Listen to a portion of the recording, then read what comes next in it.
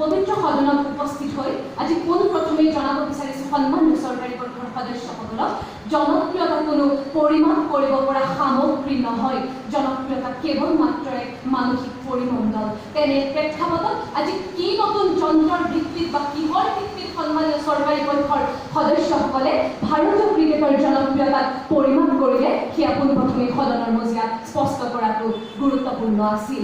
সেই প্ৰশ্নৰ অন্তৰালতে আজি উপস্থাপিত বিধেয়কখন মই বিৰোধিতা কৰিছোঁ আৰু বিৰোধী আসন গ্ৰহণ কৰিছোঁ। মাননীয় অধ্যক্ষ মহোদয়, ৰিঅ' অলিম্পিক 2016 চৰকাৰী সুবিধাত 65জন ভাৰতীয় বিষয়া অলিম্পিক উপভোগ কৰিবলৈ পঠিওৱা হ'ল প্ৰথম শ্ৰেণীৰ টিকটত। কিন্তু ত্ৰিপুৰাৰ জিমনাষ্টিক খেলুৱৈ দীপা কৰ্মকাৰে বাৰম্বাৰ অনুৰোধ কৰাৰ পাছতো তেওঁৰ ব্যক্তিগত ফিজিঅথেৰাপিষ্টগৰাকীক তেওঁৰ লগত যাবলৈ অনুমতি দিয়া নহ'ল।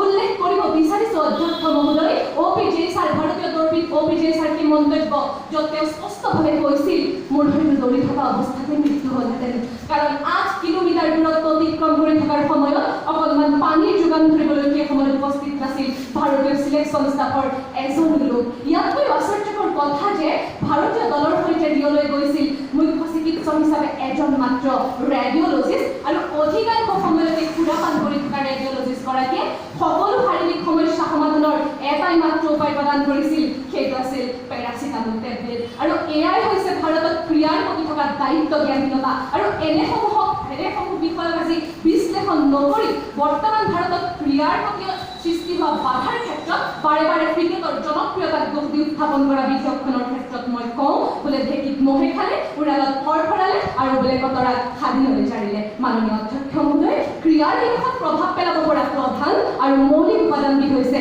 আন্তঃগাঁথনি। কিন্তু মাননীয় অধ্যক্ষ মহোদয়, দেখুৱাব বিচাৰিছোঁ পাৰ্লিয়ামেণ্টাৰী ষ্টেণ্ডিং কমিটিয়ে ইণ্ডিয়ান নেশ্যনেল স্পৰ্টছ ডেভেলপমেণ্ট ফাণ্ডৰ ওপৰত প্ৰস্তুত কৰা 40 পৃষ্ঠাজোৰা এই প্ৰতিবেদন, য'ত স্পষ্টভাৱে প্ৰকাশ পাইছে ভাৰতত ক্ৰীড়াৰ আন্তঃগাঁথনিৰ দুখ লগা প্ৰতিচ্ছবিখন।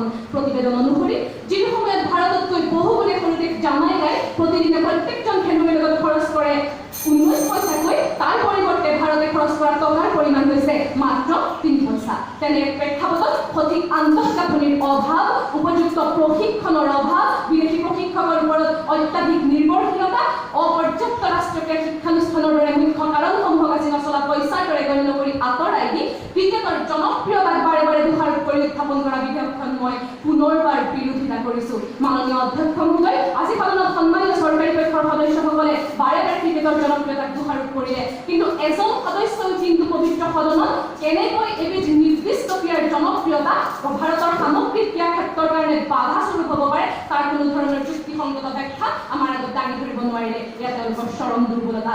সঁচা অৰ্থত যদিহে ভাৰতত ক্ৰীড়াৰ বিকাশ লাগে, সঁচা অৰ্থত যদিহে ভাৰতৰ ক্ৰীড়া সামগ্ৰিকভাৱে বিশ্ব দৰবাৰত প্ৰতিষ্ঠা কৰিব লাগে, তেতিয়াহ'লে মাননীয় অধ্যক্ষ মহোদয় শচীন তেণ্ডুলকাৰৰ কথাৰে আমি কম, we need to transform India from a sports loving country to sports playing country। ধন্যবাদ মাননীয়